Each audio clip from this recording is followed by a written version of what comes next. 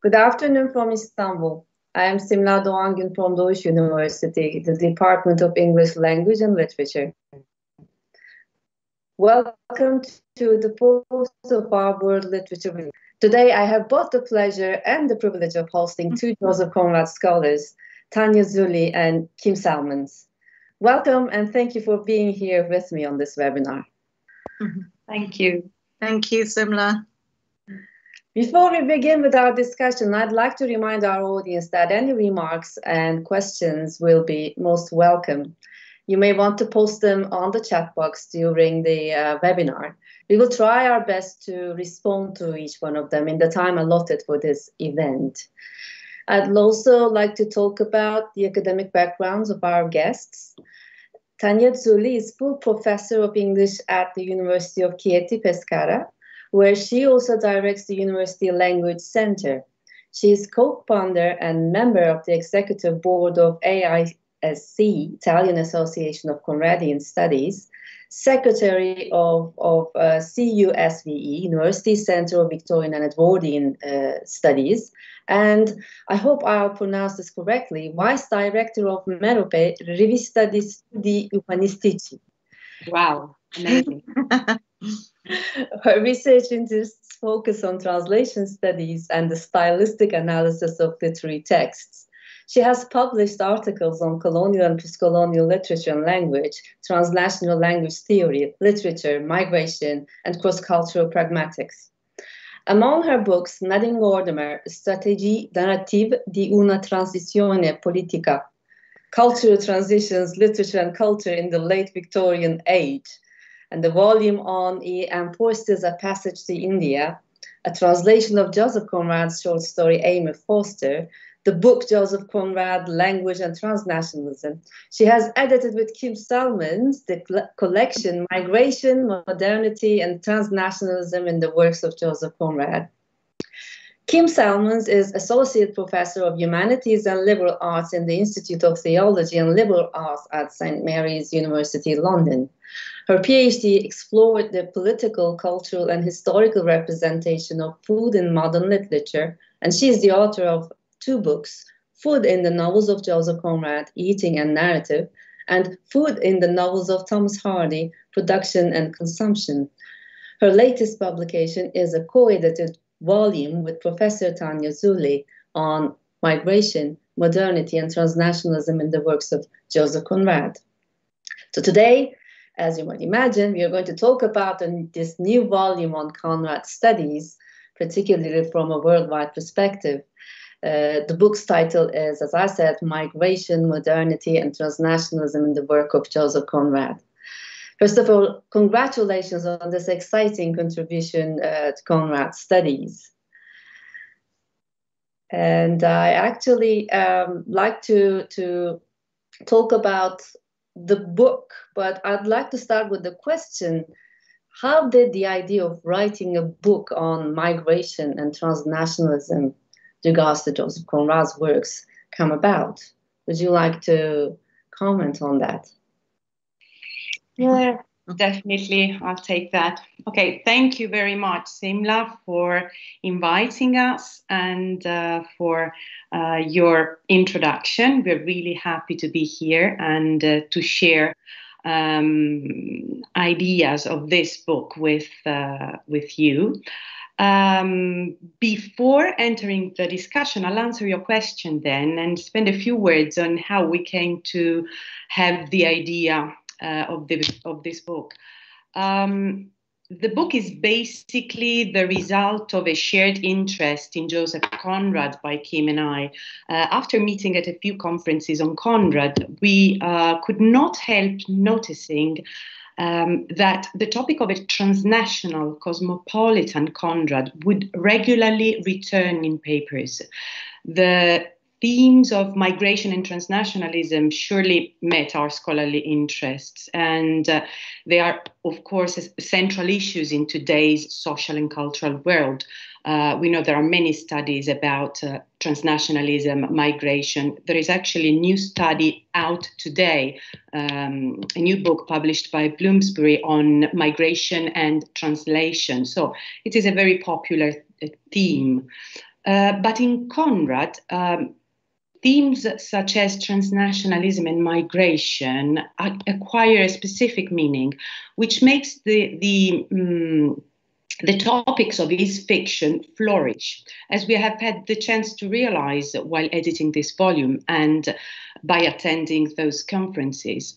Also, on a more personal note, while researching on these topics, we have realized that the concept of the transnational, with all its cultural implications, is something more than what we read in books. It is real. It is something we experience every day. It also characterizes the relationships shared between Conradian colleagues, the members of the Joseph Conrad Society in the UK, the Associazione Italiana di Studi Conradiani in Italy, and the Joseph Conrad Society of America have contributed to this volume in many ways, not only by proposing a chapter for the book.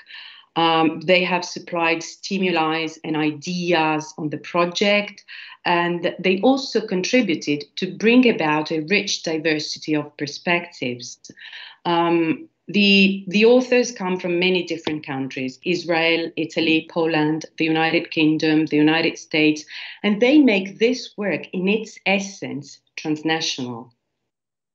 So I would like to talk, I'll start talking about these perspectives, these different perspectives I've just mentioned, and about the multifaceted picture of a transnational Conrad which emerged from the book. As a product of today's globalized world, transnationalism is a contemporary topic with facets that cover a wide area of analysis. It is the consequence of a closer interaction among people brought about by the breaking of geographical, economic, and cultural barriers, as we know. So this is a relatively recent concept, originating from the development of advancing means of transport and communication. However, in its literary declination and in its intellectual narrative forms, as the expression of the interaction of cultures and ideas through scholarly thought, transnationalism is a much earlier concept, one Joseph Conrad himself was very close to, both for his life experiences and for his writing, as Kim will tell us in a moment. Before passing over to my colleague, I would just like to give you an idea of the different meanings these two words, transnational and transnationalism, acquire in our book. The three different sections of the volume basically identify three different connotations of the transnational in Conrad's fiction. Transnationalism as border crossing and both geographical and cultural shifting, transnationalism as social and cultural migration, and finally, transnationalism and its relationships with modernity. Of course, all of these topics are analyzed in the context of Conrad's life and fiction. Now, first of all, rights of entry and border crossings are central in Conrad for many reasons.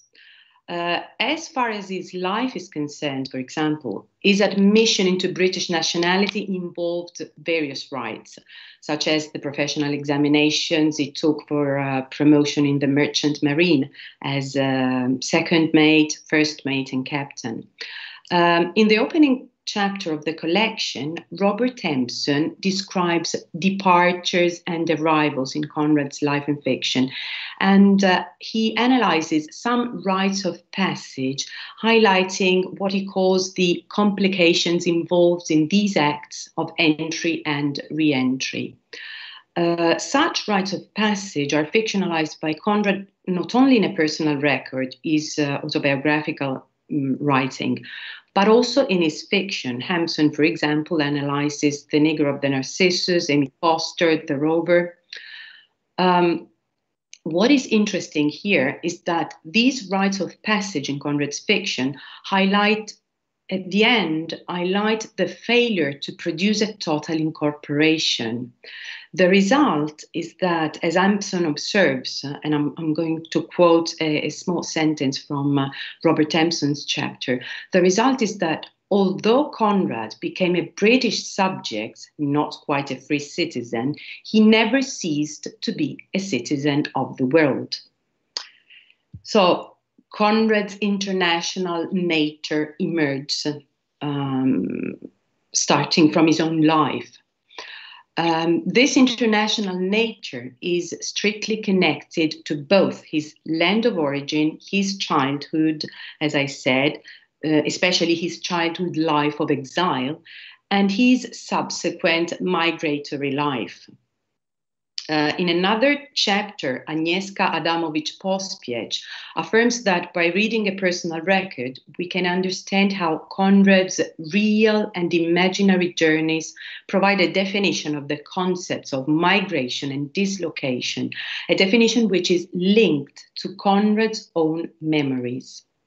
So through the analysis of those memories, that is, the memories contained in a personal record, it is clear that Conrad's nomadic vision, his constant movement, his dislocation and instability constituted a conditio humana, a human condition, a real human condition for him.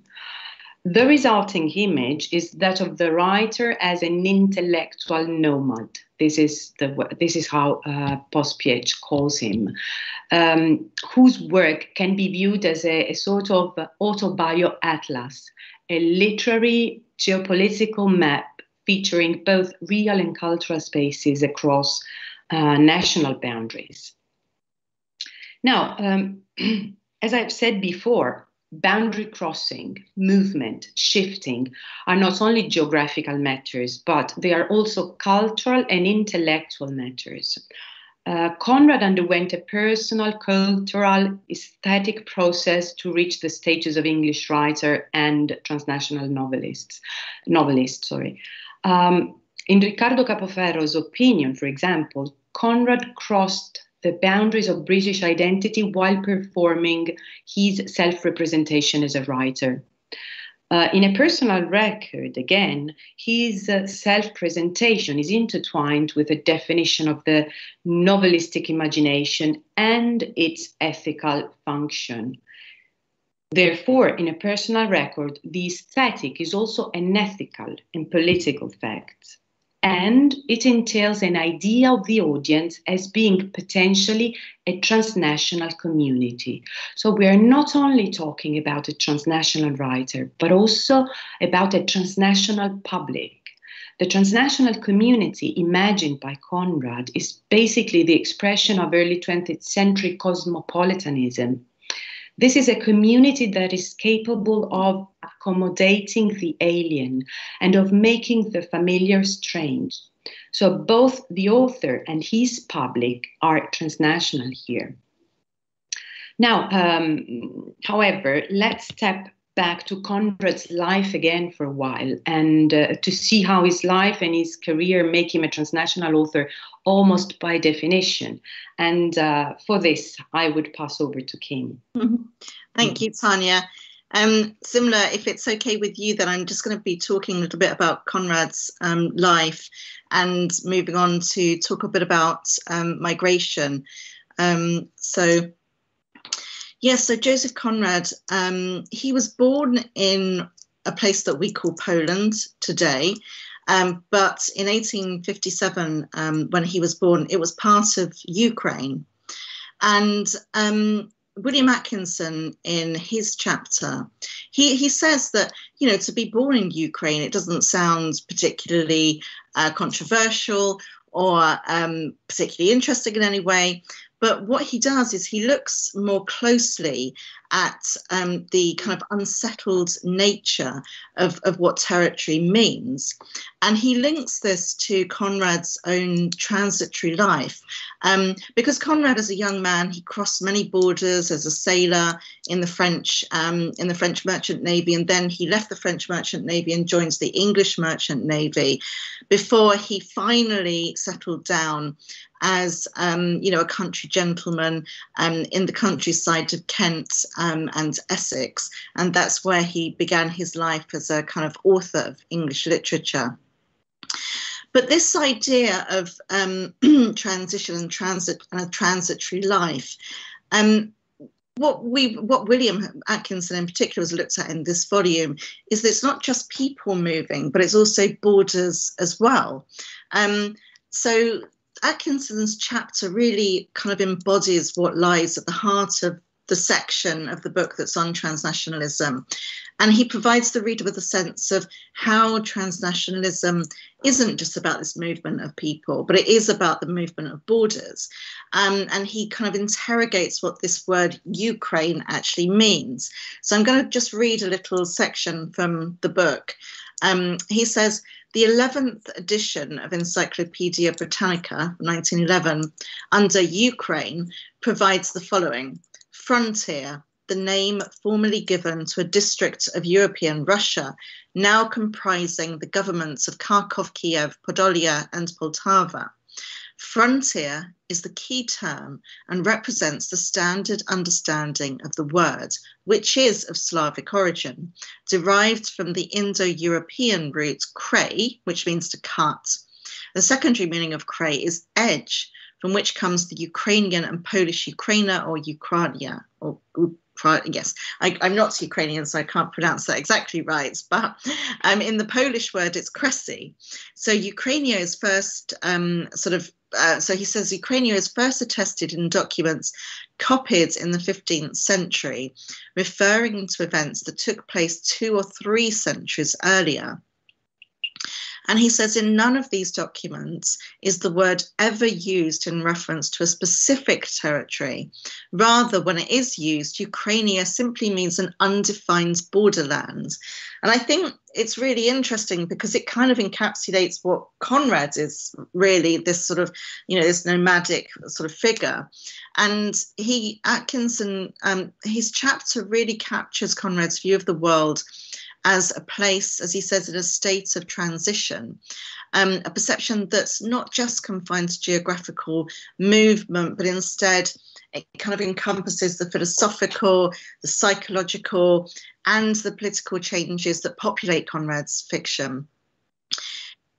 Interestingly, and I'll just read out a little bit, in his essay Travel, which was published in December 1922, Conrad affirmed that travelling had changed since he said, "This earth is girt about with cables, with an atmosphere made restless by the waves of ether, lighted by that sun of the 20th century, under which there is nothing new left now, and but very little of what may still be called obscure.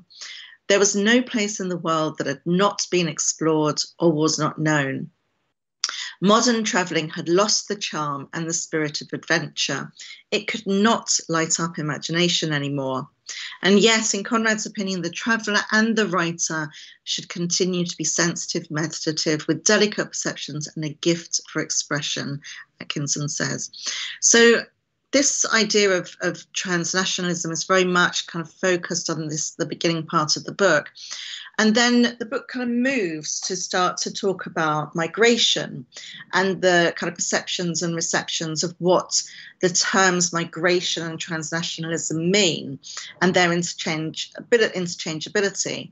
And I'll talk a little bit about that. And then, Simona, if it's okay with you, I'll go on and talk a little bit about my own chapter on food and migration. I'm sorry, we haven't given you much space to ask us any questions, but so perceptions and expressions, I think, are kind of key to what this volume is all about. And each of our contributors have really perceived and expressed their own interpretations of what migration and transnationalism mean, and also how the figures within Conrad's novels are positioned as either migrants or immigrants or emigres. And I think those terms are very difficult to pin down. And I think we struggle today in today's society to kind of really, to really use the words or know what they mean exactly.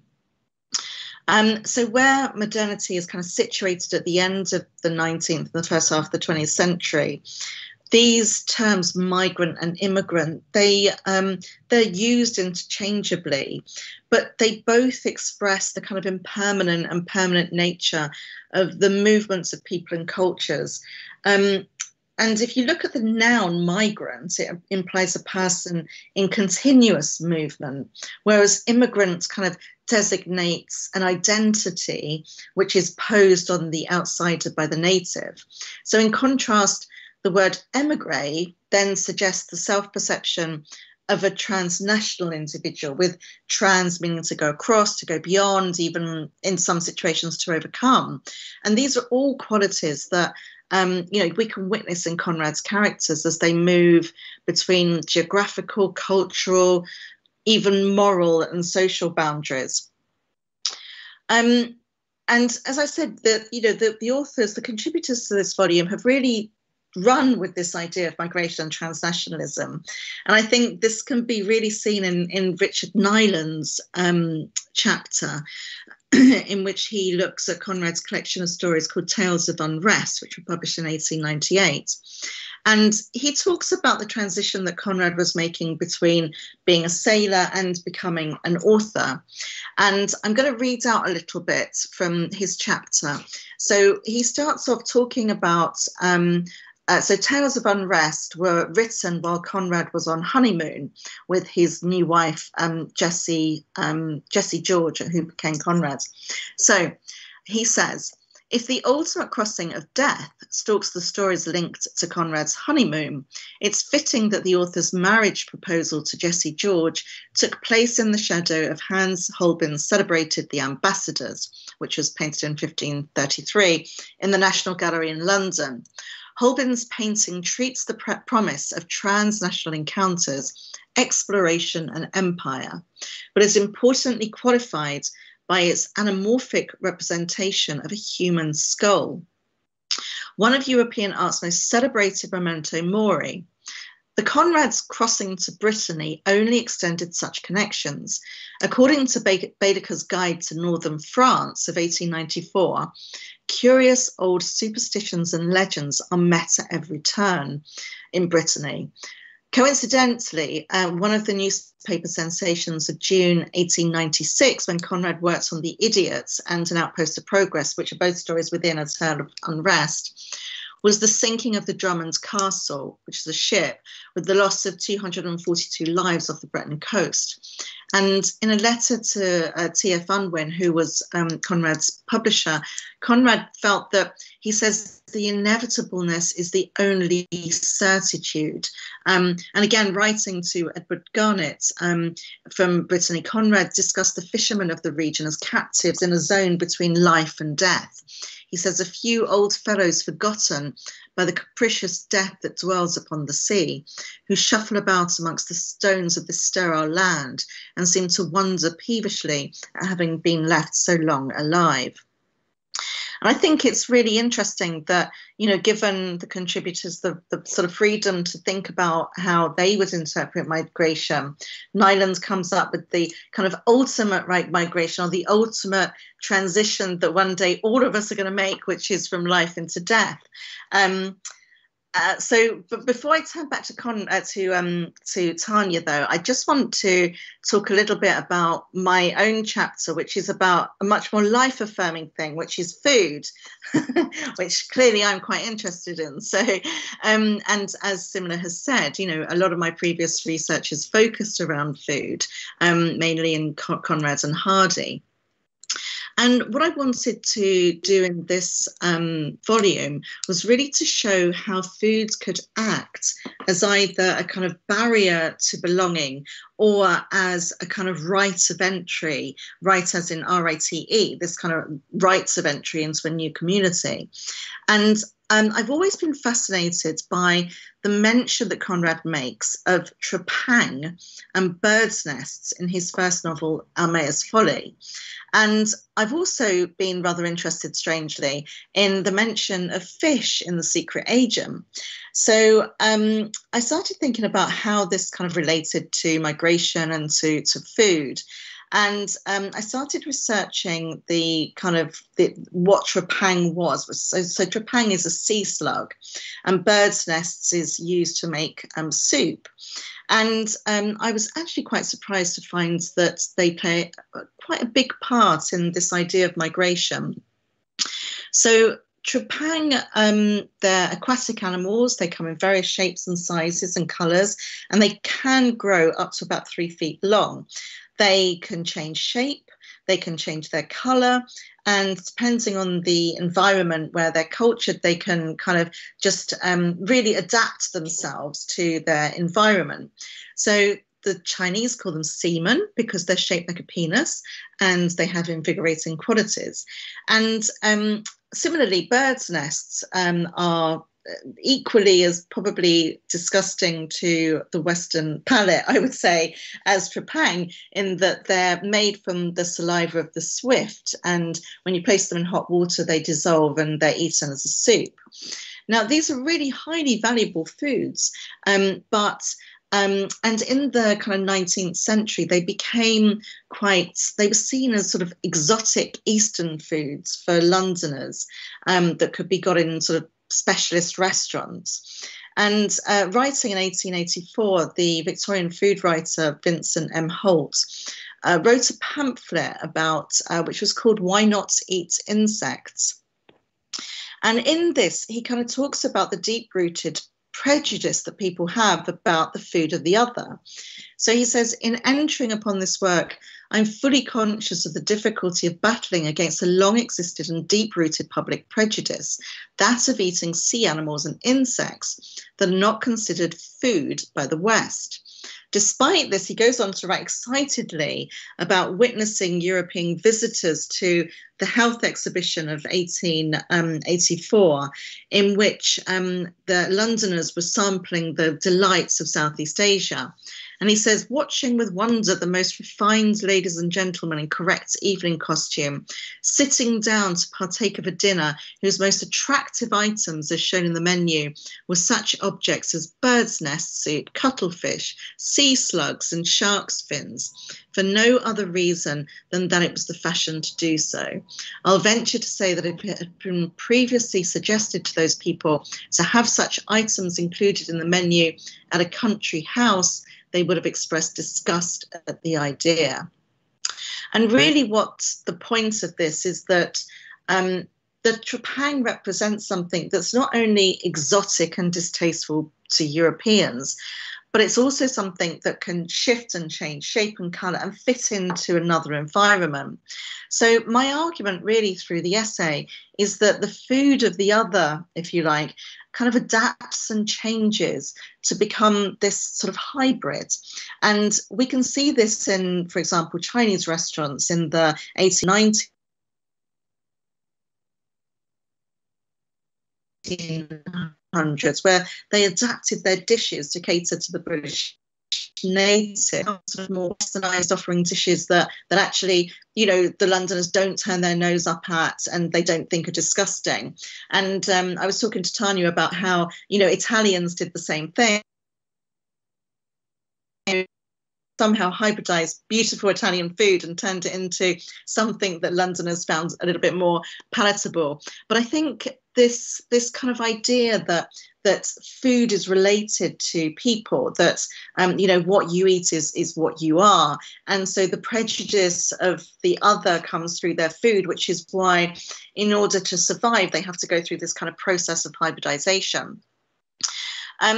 Just quickly as well to say that in Andrew Francis's chapter, he looks very interestingly at this idea of settled residence and at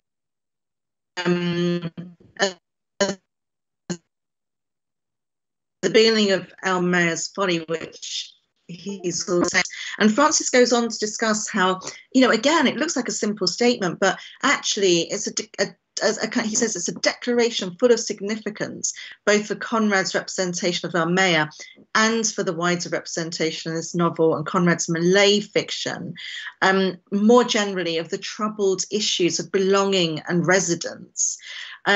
He goes on as well to look at the kind of implications and cultural impacts of colonial migration. He looks at Arabs, Chinese, Malay migration. He looks at colonial migrants.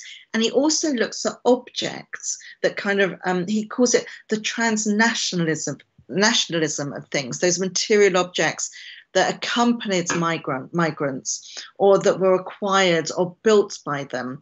He says things that deserve consideration as being the voiceless but not expressionless indicators of change and movement that contribute to Conrad's construction of character. And similarly, Catherine Isabel Baxter, she kind of moves into this area of transnationalism and migration by examining the mobility between East Asia and the Middle East in Conrad's Malay fiction. And she says little attention has been given to the particular kinds of transnationalism and migration that enabled the spread of Islam to the Malay archipelago and that gave rise to particular kinds of native mobility that punctured European colonial boundaries. She goes on to look at Hajj and pilgrimage, and the historical context of what she says is non-white and more specifically non-British transnationalisms across the regions around the Indian Oceans and how they were of particular concern to British colonial powers. Anyway, I think I've said enough now, so I'm going to pass. I'm going to pass back to Tanya. We're kind of asking each other these questions. I hope that's okay. But Tanya, I just wondered, if you want to carry on with the kind of talking about the transition to modernity that we cover in the volume. Yeah, definitely. I definitely will. Before that, I would just like to say a few words about my own chapter, which kind of integrates the topics you've been talking about, that is to say, transnationalism and migration together. And I've tried to do this by taking further another different perspective, to say language. I've analyzed the topics of transnationalism and migration as they are expressed through speech, dialogues, and language. As we said, as a result of his life and education, Conrad was grounded in 3 countries and in 3 languages: Polish, French, and English. These were 3 languages he mastered, and he really could speak well, even if with a strong accent, Polish accent, as they say, as far as English is concerned. So for this reason, for his being basically grounded in 3 countries and speaking 3 languages, he brought a highly cosmopolitan and transnational, transcultural, I would say, perspective to British literature. His journeys at sea allowed him to face racial and cultural multiplicity and to come into contact with a variety of speech types as well. So Conrad's world is a world in movement. It is a dynamic world. It is inhabited by characters who communicate in different idioms in the attempt to compromise their differences, their diverse transitions as well. So considering this, my chapter develops the discussion on rights of entry through the use of language in Conrad's texts. I have drawn on the value of communication and speech acts, basically. I specifically focus on the speech of some of Conrad's expatriate characters, which disclose different attitudes to their condition as outcasts. This is the case of the 2 protagonists of Conrad's novel Almayer's Folly and short story Amy Foster, whose speech acts reveal forms of ambiguity that are able to enrich the very concepts of migration and transnationalism. These ideas flourish under the lens of a language analysis.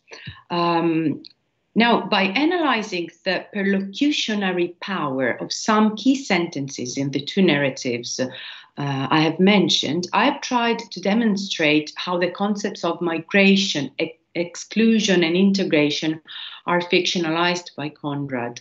In linguistics, the perlocutionary power of a speech act refers basically to the relationship of spoken words with social surrounding, and also it also refers to the effect of words on the listener, the effect these words, the pronounced words, have on the listener. As I said, I've considered two Conradian narratives, Almayer's Folly and Amy Foster, and in particular, two key utterances pronounced by the protagonists. The famous Caspar Macan, the opening sentence of in Almayer's Folly, in the words used by Mrs. Almayer to call her husband to dinner. Caspar is the Christian name, is Almayer's Christian name, and Macan means to eat. So I have singled out this sentence, and also in Amy Foster, Amy's "Can you eat this?" This is the sentence she pronounces when she first offers a loaf of bread to emigrant Janko Gural. So she gives him a loaf of bread saying, "Can you eat this?" Now, these two sentences mean much more than they are supposed to mean. Mrs. Almayer's call is not a call to dinner only, and Amy's words are meant to express compassion, but in the long term, they express something different. They prove empty and ineffective words. So I'm not going to unveil details that are in the chapter, but two important things need to be addressed here. The first is that Conrad was so concerned with language, his own language and the language of his characters, especially spoken language, that dialogues in his novels become a crucial moment. They are always a crucial moment in the narratives. They are charged with meaning. Secondly, also, Conrad's dialogues reveal a crucial feature of his own writing, that of making formal structures, writing structures, advocate his theory of the novel at large. So even language in Conrad is a strong transnational nature, and it is influenced by the fictionalization of migration. Talking about transnationalism means talking about globalization and modernity, as we said. So, I can't avoid at this stage to pass on to modernity. Several contemporary studies on Conrad's fiction underline its value in expressing the modern phenomenon of globalization. Many of them highlight how his novels describe various aspects of living in a global world. In our book, to return to our book, Yael Levin dedicates a chapter which writes a chapter which extends the volume to these topics, to the theme of migration in relation to modernity. She considers how the shock of modernity impacted the migrant experience, influencing the history of migration. And she does so by making a comparative analysis of Heinrich Sienkiewicz, After Bread, Franz Kafka's America, and Conrad's short story Amy Foster.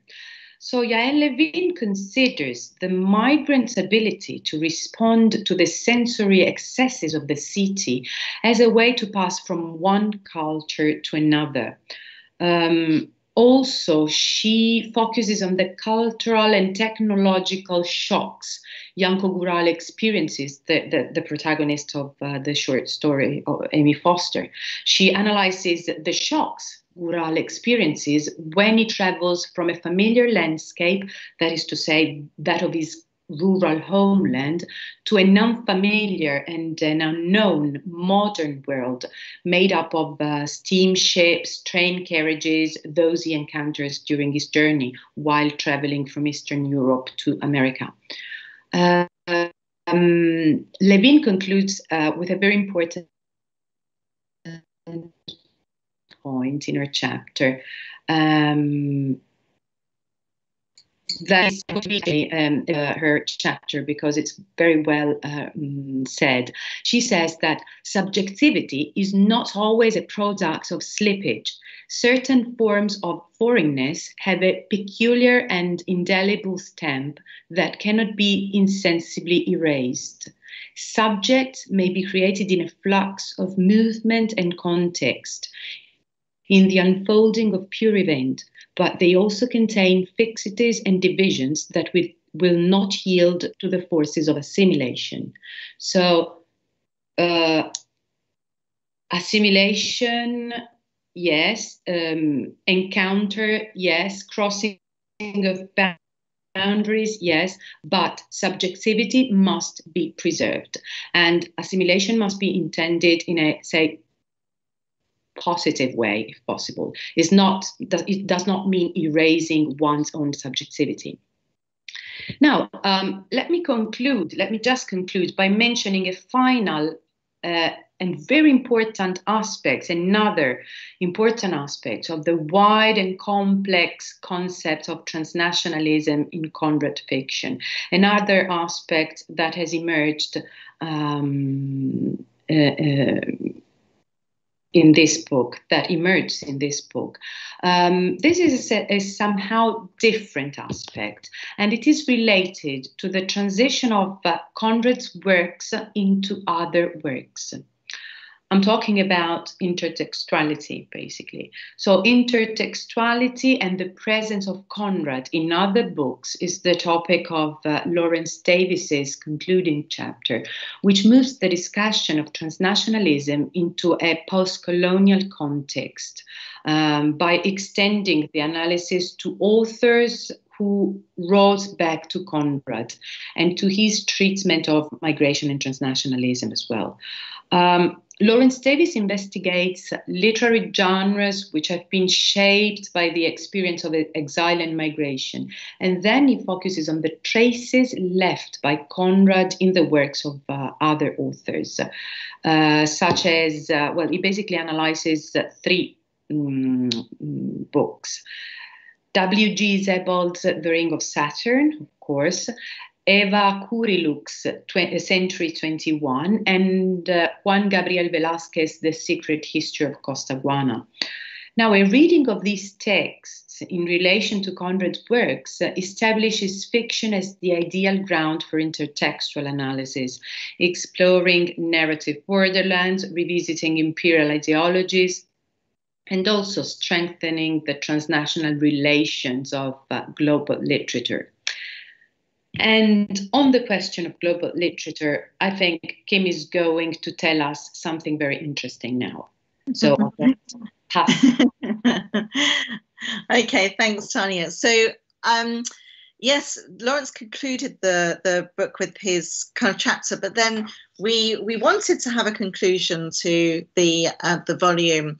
So we asked a very esteemed scholar, Christopher Gogwilt, if he would write a conclusion for us. And he's the author of a book called The Passage of Modernism, Genealogies of Modernism in Conrad, Rees and Premudia. And it's a book that looks at transnational modernist movements. So we thought, definitely, he's going to be able to bring this kind of extensive interpretation of transnationalism and migration and modernity all together. And actually what Chris did was he brought something to the volume which was very different to what we had expected. And he brought it not just into kind of post-colonialism, but he brought it into a contemporary discussion. And he did this because he titled the conclusion, which we've actually now called The Afterword, and he titled it How Black Lives Matter for Conrad's Personal Record of Migration and Transnationalism. And he says that the volume brings a kaleidoscope of perspectives to Conrad's own experience of migration and to the themes of transnationalism and modernity. But Chris wanted really to bring his own perspective to this. And as he says himself, he's a Scottish-American migrant himself. And as he was writing the afterword. This was in June 2020, so he was writing it last year in very lovely summer we had in Britain, which is completely different to the one we're having this year. But it was also just at the time of the murder of George Floyd. So he was living through the demonstrations of the Black Lives Matter. And the Black Lives Matter movement was sought to expose the violence imposed upon people of colour in the United States. So instead of concluding the volume, what Chris did was he threw into the mix another question. And the question is, how do Black Lives matter for Conrad? And I'm just going to read an excerpt from the afterword. He says, some of Conrad's readers from the very beginning have answered this question negatively. Black lives don't seem to matter for Conrad. This is what led Chinua Achebe in 1975 to denounce Conrad as a racist and to challenge readers of Conrad to come to terms with that racism. The present moment may forcefully remind us of those readings that find Conrad's texts negating the lives of their Black characters. It may also remind us that those very same readings show how much Black lives matter all the more for understanding Conrad's texts, because the racism many of us find in some of Conrad's works seems to turn on a disavowal of the way Black lives matter. This fact that is denied, the fact of Blackness, may turn out to be among the most important determining features generating the narrative insights of his work. Just as Black Lives Matter for American history, and just as the historical fact of Blackness matters for transnational global history, so too Black Lives Matter for Conrad and the way Conrad has always been read. And I think that's really important because as Conradians, we deal a lot with, charges of racism that are put against Conrad that come out of Chinua Achebe's essay. And I think what Chris does here is he finishes the volume by sort of bringing us into the contemporary moment, but also almost dealing with it, that actually, you need to be able to understand Conrad's text to understand why Black lives mattered for Conrad. So just to finish and say then that, Simler asked, when we were talking about doing this talk, and Simler asked Tanya and I if we would be proposing a second collection, a volume 2 of essays on transnationalism, migration and modernity. And I think, in a world where we've been prohibited from leaving our homes, let alone our countries, I'm just wondering what that volume would look like. A lament perhaps on lost opportunities to experience the food, the smells, the atmosphere, the language of another country. So when, we speak of migration today, we talk about the spread of variants, which we name by their locale. We have the Kent variant, South African variant, Indian variant, Brazilian, as if the virus is characterized by the geographical location and from, the people from which it hails.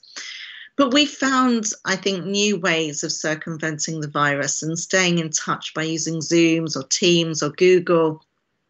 And despite our inability to physically move around the world, the virus has brought us all together. It's made us realise how much we depend on each other. And at the same time, it's also eliminated borders, margins, spatial miles that otherwise would have separated us. And with that, I'd like to thank Simler for giving Tanya and I what really is a kind of meta transnational opportunity to share our work with you all. So thank you very much for listening. Well, thank you very much for being here, and also talking about how actually Conrad's work seems to, all his works, that they continue to have relevance today. And also, these transnational and migratory contexts, of course, what you've just said about George Floyd's, that event, turning around George Floyd's massacre, I would say, right? They seem to be this, idea that is Black Lives Matter. And also Conrad's works, how they have been criticized so far, and his position being in the same way being under criticism. So well, in this book, I see that there is the issues of modernity, transnationalism, being kind of put into dialogue with Conrad himself, both as his own persona, and also his authorial position. So I believe that this is going to be a perfect occasion for volume 2 of the same work. This time, perhaps with more, what do you call, other Conrad scholars, or perhaps who might be interested in contributing to other Conrad works. For example, I'm very much interested in working with, the Conrad's influence on Turkish literature, what kind of links there are that we can actually trace in his own works, and also in today's writings, and also as well as the writings of the past, let's say, 20, 30 years. And I hope that the audience have enjoyed the webinar and received many insights, many new insights on reading Conrad's works in migratory and transnational contexts. And I thank you again for your lovely conclusion as well. The conclusion was really, really, I think, timely, right? Timely. Thank you again. So I see that we don't have any questions right now, so I think that we can really end our discussion and our webinar. Thank you again. Thank you. Thank you, Simla. Thank you. Okay, bye-bye.